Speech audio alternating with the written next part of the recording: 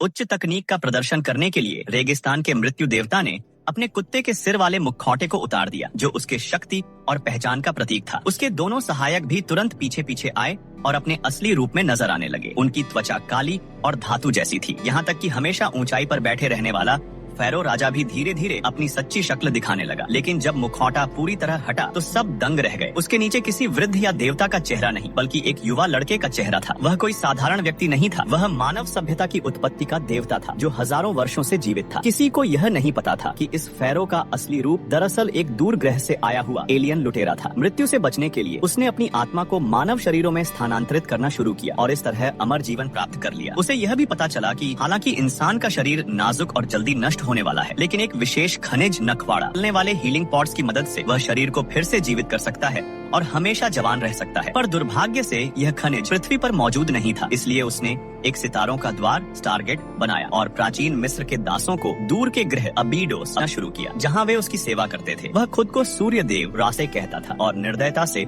उन लोगों पर राज करता था। आखिरकार उन दासों ने विद्रोह किया, उन्होंने स्टारगेट को गिरा दिया और उसे गहराई में दफना दिया, ताकि वह दुष्ट सूर्य देव दोबारा पृथ्वी पर न लौट सके। यही वह पल था जिसने मानवता को स्वतंत्रता और विकास का अवसर दिया। समय बीतता गया। 1928 में पुरातत्वविदों ने मिस्र के पिरामिडों के पास एक रहस्यमयी पत्थर की डिस्क खोजी, जिस पर अजीब अजीब मिस्री प्रतीक खुदे हुए थे। उसके नीचे दबा हुआ था एक विशाल धातु का गोल चक्र, जो किसी अज्ञात तकनीक से बना था। यह वही स्टारगेट था। उनके पास एक कुत्ते के सिर वाले जीव का जीवाश्म और एक सोने का लॉकेट भी मिला। दोनों अलग अलग युगों की चीजें थी, पर एक ही जगह दबी हुई थी, जिससे सब हैरान रह गए। दशकों बाद वह लड़की जिसने बचपन में वह लॉकेट पाया था, अब एक बूढ़ी औरत बन चुकी थी। वह अब अमेरिकी सेना के साथ इस रहस्य पर शोध कर रही थी। कई वैज्ञानिक वर्षों से यह समझने की कोशिश कर रहे थे कि उस धातु के चक्र का असली उपयोग क्या है, पर किसी को सफलता नहीं मिली। तभी एक युवा इतिहासकार डेनियल जैक्सन आया। वह मिस्र की सभ्यता और लिपियों का विशेषज्ञ था और उसका मानना था कि पिरामिड इंसानों ने नहीं बनाए। उसकी बातें सबको पागलपन लगी, लेकिन सेना ने उसमें रुचि दिखाई और उसे इस प्रोजेक्ट में शामिल कर लिया। जब डेनियल ने पहली बार उस विशाल चक्र को देखा तो वह स्तब्ध रह गया। वह हजारों साल पुराना था, जो मिस्र की सभ्यता से भी पुराना साबित हो रहा था। उसने प्रतीकों का अध्ययन किया और पाया कि वे कोई साधारण भाषा नहीं, बल्कि एक तारकीय नेविगेशन सिस्टम थे, यानी अंतरिक्ष में यात्रा के निर्देश। उसने बताया कि अगर 7 प्रतीक मिल जाए तो एक तारकीय मार्ग वर्म होल बन सकता है, जो 2 ग्रहों को जोड़ सकता है। सेना ने डेनियल की खोज पर भरोसा किया और सभी कोऑर्डिनेट्स डाले। अचानक स्टारगेट जोर से गूंजने लगा। उसके बीच से पानी जैसी नीली ऊर्जा की लहरें फूटने लगी। कुछ ही पलों में वहाँ एक वर्म होल खुल गया, जो किसी दूसरे ग्रह से जुड़ रहा था। सेना ने एक रोबोटिक प्रोब अंदर भेजा। कुछ ही सेकंडों में वह लाखों प्रकाश वर्ष दूर पहुंच गया, पर फिर अचानक सिग्नल टूट गया। सेना डर गई कि कहीं दूसरी सभ्यता पृथ्वी का स्थान न जान ले। तभी डैनियल ने खुद आगे बढ़कर कहा वह स्वयं उस द्वार से गुजरेगा। सेना ने उसे अनुमति दी और उसके साथ कर्नल ओनील और एक सशस्त्र टीम भेजी। रवानगी से पहले बेस के प्रमुख ने डैनियल को वही सोने का सूर्य लॉकेट सौंपा, जो सालों पहले मिस्र में मिला था। सभी सैनिक पंक्तिबद्ध हुए। डैनियल आगे बढ़ा और सबने मिलकर कदम रखा उस चमकती हुई स्टार गेट की ऊर्जा लहर में, और यूं शुरू हुई एक अज्ञात ग्रह की ओर यात्रा। वह आंखें बंद करता है और स्टार गेट में प्रवेश करता है। एक पल में उसका शरीर टुकड़ों में बिखर जाता है, अणुओं में बदलकर अरबों मील दूर एक दूसरे ग्रह पर जाकर फिर से बन जाता है। जैक्स, चलो वक्त हो गया, कर्नल कहता है। टीम जब होश में आती है तो खुद को एक अंधेरे रहस्यमय मंदिर में पाती है। चारों ओर एक अजीब सी प्राचीन खुशबू फैली होती है, जिससे रोंगटे खड़े हो जाते हैं। मंदिर खाली पड़ा है, लगता है जैसे सदियों से कोई यहाँ नहीं आया। मंदिर के बाहर निकलते ही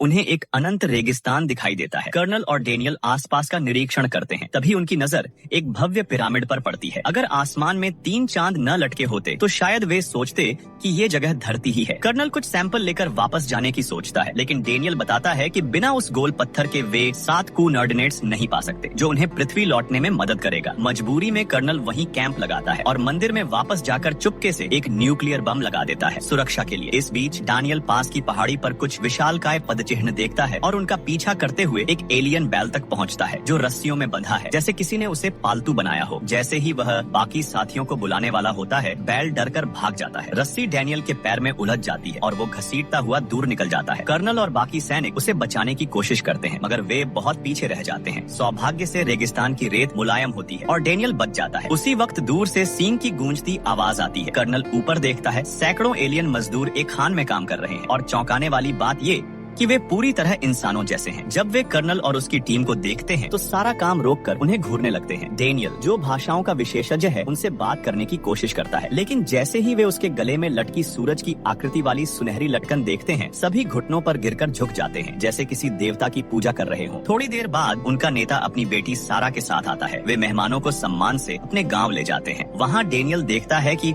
उनकी पूजा में वही सूरज का प्रतीक है जो उसकी लटकन पर बना है। उन्हें लगता है कि डेनियल और उसकी टीम देवताओं के दूत हैं। गांव वाले उन्हें अपने सबसे स्वादिष्ट व्यंजन खिलाते हैं, एक छिपकली जैसी डिश जिसे कोई नहीं खाना चाहता, मगर जब डेनियल एक निवाला लेता है तो मुस्कुराता है। ये तो चिकन है। रात में सारा उसके तंबू में आती है सम्मान के तौर पर। डेनियल पहले तो हड़बड़ा जाता है, फिर समझाता है कि वो उसकी मदद चाहता है, न कि उसे चोट। वो उसे पिरामिड का निशान दिखाता है तो सारा बताती है कि उसने इसे कहीं देखा है और उसे एक गुफा में ले जाती है। वहाँ दीवारों पर प्राचीन चित्र और हायरोग्लिफ्स बने हैं जो पूरी कहानी बताते हैं। लाखों साल पहले एक विदेशी जीव अपने मरते ग्रह से भागकर पृथ्वी पर आया। उसने खुद को सूर्य देव कहा और इंसानों पर राज करने लगा। वही जीव कुछ इंसानों को स्टारगेट के जरिए इस ग्रह अबाइडस पर लाया ताकि वे उसकी ऊर्जा के लिए खनिज निकालें। लेकिन जब धरती के इंसानों ने विद्रोह किया और स्टारगेट तोड़ दिया तो सूर्य देव ने अबाइडस पर के लोगों को लिखना सिखाना मना कर दिया ताकि वे कभी सच्चाई न जान सके। अंत में उन्हें एक पुराना पत्थर का पत्थर मिलता है जिस पर पृथ्वी लौटने के साथ संकेत खुदे हैं, मगर 7वां निशान मिट चुका है। अब वे शायद कभी वापस नहीं जा पाएंगे। उसी रात एक त्रिकोणीय जहाज चुपचाप पिरामिड के ऊपर उतरता है। कैंप में मौजूद सैनिक कुछ समझ पाते उससे पहले ही रहस्यमयी ताकत उन पर हमला करती है और इस तरह आने वाली महायुद्ध की शुरुआत होती है।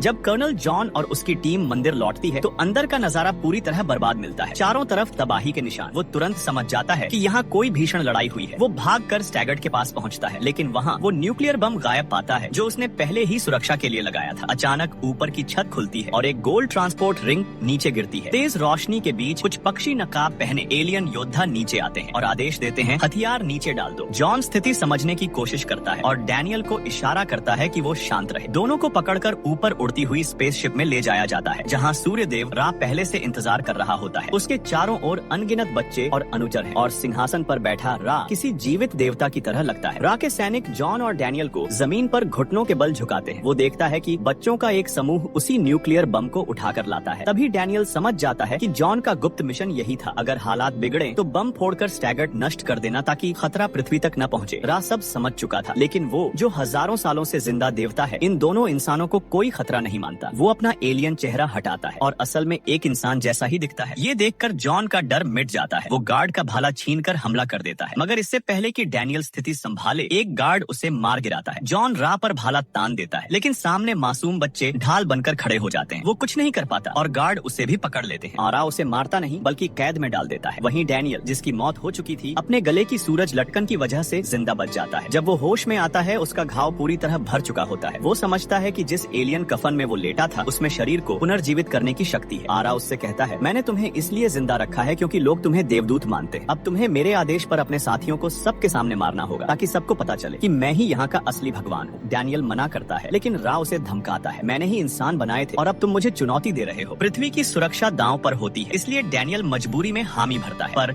आरा चाल चलता है। वो अपने युद्ध जहाजों को भेज देता है ताकि इंसानी बस्तियों पर हमला हो। कई निर्दोष लोग मारे जाते हैं और अब दबी हुई विद्रोह की चिंगारी भड़क उठती है। अगले दिन फांसी सभा लगती है। हजारों दास जमीन पर झुके हुए हैं। आरा आदेश देता है, डेनियल अपने साथियों को खुद मारो। तभी भीड़ में एक छोटा लड़का, जिसे जॉन ने पहले माचिस दी थी, इशारा करता है। वो आग जलाकर सिग्नल देता है और डेनियल समझ जाता है कि सब तैयार हैं। अचानक वो भाला आरा के सैनिकों पर तान देता है। लड़ाई छिड़ जाती है। जॉन और बाकी कैदी भीड़ में घुसकर भाग निकलते हैं। उसी वक्त एक रेत का तूफान उठता है और सब लोग बच निकलते हैं। वे एक गुफा में छिपते हैं जहाँ डेनियल दीवारों पर खुदे चिन्ह देखता है। वो समझता है कि वही गुम हुआ 7वां कूनर्डिनेट उसके सामने है। अब वो लोग घर लौट सकते हैं, लेकिन समस्या ये थी, बम अभी भी रा के पास था। अगर उसने उसे पृथ्वी भेज दिया तो सब नष्ट हो जाएगा। अगले दिन जॉन और उसके साथी हमला करते हैं। लड़ाई के बीच सारा, स्थानीय लड़की, गंभीर रूप से घायल हो जाती है। डेनियल उसे उठाकर हीलिंग पॉड में डाल देता है और उसकी जान बच जाती है। इस बीच जॉन अकेला रह जाता है, दुश्मनों से भिड़ता हुआ। वो एक सैनिक की ट्रांसपोर्ट रिंग डिवाइस छीनकर बम को आरा के जहाज में भेज देता है। आरा उड़ान भरने ही वाला होता है, तभी धड़ाम, बम फटता है और आरा का जहाज विस्फोट में नष्ट हो जाता है। विद्रोही आजाद हो जाते हैं। दास्ता खत्म हो जाती है। डेनियल और सारा साथ में वहीं रुकने का फैसला करते हैं। वो चाहता है कि इन लोगों को ज्ञान और सभ्यता सिखाए ताकि वे एक नई दुनिया बना सके। कहानी यहीं खत्म होती है, लेकिन सवाल रह जाता है, क्या डेनियल, जो अब खुद एक देवता बन चुका है, कभी दूसरा रा तो नहीं बन जाएगा?